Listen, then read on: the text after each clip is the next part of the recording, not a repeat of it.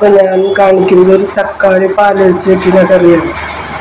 നാളെ പാലൊഴിച്ച് വയ്ക്കുന്ന കറിയാണ് നമുക്ക് കാണാം. അപ്പോൾ എനിക്ക് വേണ്ട സാധനങ്ങൾ എന്ന് പറയുന്നത് സബോള, 2 ചെറിയ സബോള, ഇഞ്ചി, പച്ചമുളക്, വേപ്പില, വെളുത്തുള്ളി കുറച്ച്, പിന്നെ മല്ലിയില. പൊടികൾ ഞാൻ ഓരോന്നിടുമ്പോൾ കാണിക്കാം. അപ്പോൾ പാലിൽ നാളെ പാലിരിക്കുന്നു. അപ്പോൾ നമുക്കിത് ഉണ്ടാക്കി നോക്കാം. ഭയങ്കര ടേസ്റ്റാണ്. ഇതിൻ്റെ കൂടെ മുട്ടയും കൂടി ചേർത്ത് കഴിക്കുക. അപ്പോൾ ഒരു ഉപ്പേരിയോ തോരനോ എന്തെങ്കിലും ഇതും മുട്ടയുണ്ടെങ്കിൽ ഉഷാറ്. അപ്പോൾ നമുക്ക് തുടങ്ങാം. അപ്പോൾ ചീഞ്ചട്ടി വെച്ച് ഞാൻ വെളിച്ചെണ്ണ വെച്ചിട്ടുണ്ട്.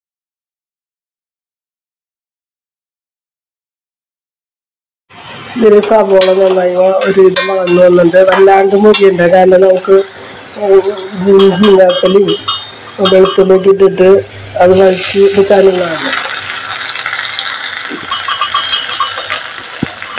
വെളുത്തുള്ളി അതിൽ കിടന്നു വേവുന്നതാണ്. പിന്നെ വലിയ വേറെ ഇല്ലാത്തതുകൊണ്ട്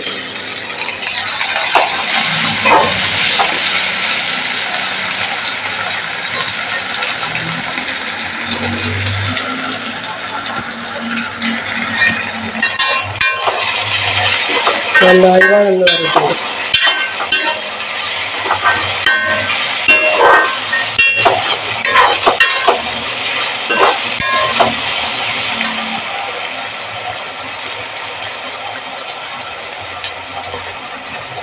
തക്കാളി ഇങ്ങനെയൊക്കെ ചേർത്ത് വയ്ക്കുമ്പോൾ ഒരു പ്രത്യേക ടേസ്റ്റ്. നമ്മൾ സാധാരണ തക്കാളി ചമ്മന്തി പോലെയൊക്കെ ഉണ്ടാക്കാതില്ല, അല്ലെങ്കിൽ പരിപ്പിലിടാം.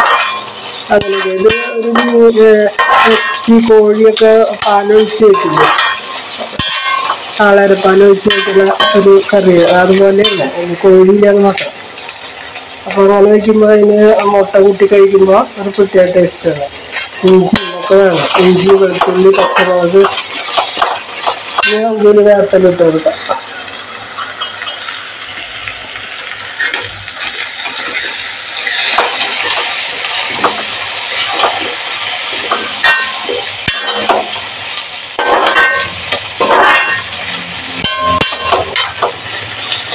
വേപ്പിലിട്ട ശേഷം നമുക്കിതിൽ ചേർക്കേണ്ട പൊടികളെന്ന് പറഞ്ഞാൽ ഒരു 3/4 ടീസ്പൂൺ മുളക് പൊടി, 1/2 ടീസ്പൂണ് കുരുമുളക് പൊടി, പിന്നെ ഒരു 1/2 ടീസ്പൂൺ പെരുംജീരകം, 1 ടീസ്പൂൺ മല്ലിപ്പൊടി, 1/2 ടീസ്പൂൺ മഞ്ഞൾപ്പൊടി, ഒരു 1/2 ടീസ്പൂണ് ഗരം മസാല. ഇതാണ് ചേർക്കുന്നത്. അപ്പോൾ നമുക്കത് ചേർക്കാം. അല്ല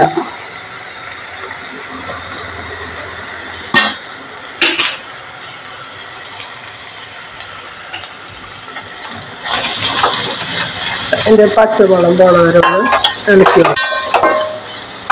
എളുപ്പത്തിലുണ്ടാക്കാൻ പറ്റുന്ന ഒരു കറിയാണ്. എന്നാൽ നല്ല ആർക്കും ഒരാൾ വന്നാൽ തന്നെ വെച്ച് കൊടുക്കാൻ പറ്റിയൊരു കറിയാണ്.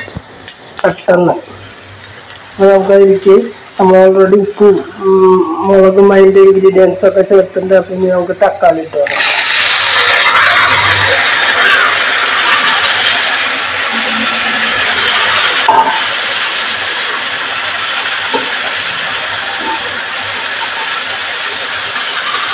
തക്കാളി ഇട്ടിട്ട് നമ്മൾ തീരെ വെള്ളം ഒഴിക്കാതെ അതൊക്കെ ഇളക്കിയതിന് ശേഷം നന്നായി ഇളക്കി കൊടുത്തിട്ട് അതെല്ലാവർക്കും അതിൻ്റെ മുളകും ഇൻഗ്രീഡിയൻസൊക്കെ എല്ലാവരും പിടിക്കത്തക്ക വിധത്തിലാക്കിയിട്ട് നമുക്ക് അടച്ച് വെച്ച് വേവിക്കാം.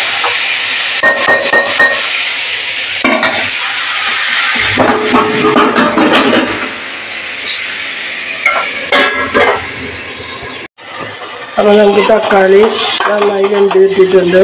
ഒരു 2 മിനിറ്റ് വേണ്ടിയൊന്നല്ല അടച്ചിട്ട് വേവിച്ചാണ്. അതിൻ്റെ ഈ സമയത്ത് ഉപ്പൊക്കെ നോക്കണം, ഉപ്പ് പാകാണോ എന്നൊക്കെ നോക്കാം. ഇതിന് പാകാണ്. നമുക്ക് ഇതിച്ച് പാലൊഴിക്കാം.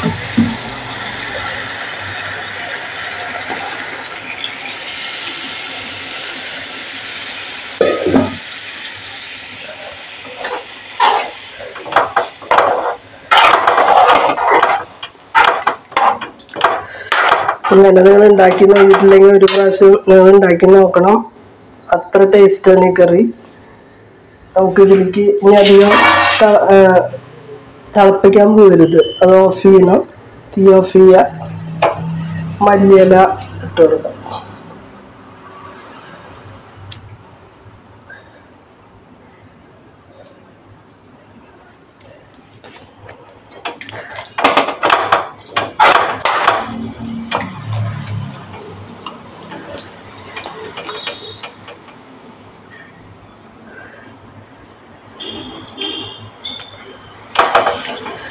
ഭയങ്കര ടേസ്റ്റാണ്. ഒരു വട്ടമെങ്കിലും ഉണ്ടാക്കി നോക്കണം. ഇതിനോടൊപ്പം തന്നെ ഞാനൊരു കടച്ചക്ക ഉപ്പേരി ഉണ്ടാക്കുന്നുണ്ട്. അപ്പോൾ കടച്ചക്ക വേവിച്ച് വെച്ചാണ്, ഉപ്പിട്ട് വേവിച്ച് വെച്ചാണ്. അപ്പോൾ അത് കാച്ചാനായിട്ട് ചുമന്നുള്ളി, വെളുത്തുള്ളി, വേപ്പില, വറ്റൽമുളക് പൊടിച്ചത് അത് തന്നെ ചേർക്കണം. നല്ല ടേസ്റ്റ് ഉണ്ടാവുള്ളൂ. മഞ്ഞൾപ്പൊടി ഇതിട്ടിട്ട് നമുക്ക് ചെറിയൊരു ഉപ്പേരി എടുക്കാം. അതിന് മുട്ട പുഴുങ്ങി വെച്ചിട്ട് ഇതും ഈ ഉപ്പേരി ഇടുമ്പോൾ നല്ല കറിയായി. അപ്പോൾ നമുക്ക് എണ്ണ ചൂടായി വന്നിട്ടുണ്ട്. അതിലേക്ക് നമുക്ക് ഇത് രണ്ടും ഇട്ട് കൊടുക്കാം. ചുവന്നുള്ളി, വെളുത്തുള്ളി ഇട്ട്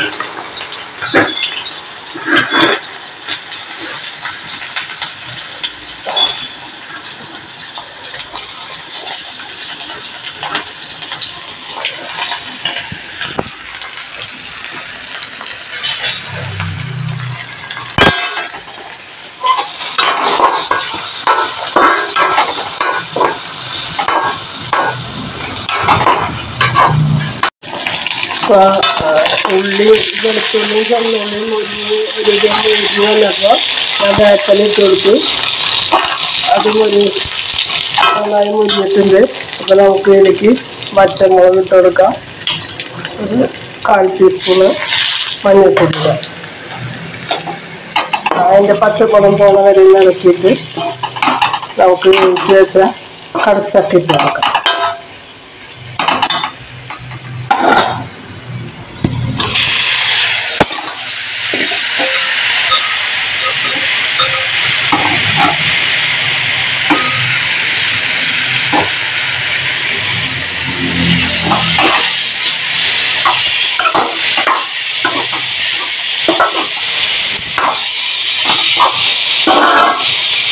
നല്ല ചൊടിയുള്ള ഉപ്പേരിയാണ്.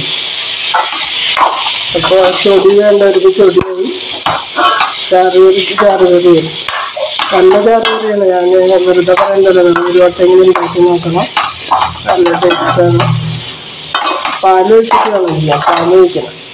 പാൽ ഒഴിച്ചിട്ട് മുട്ട അതിനൊപ്പം വെച്ച്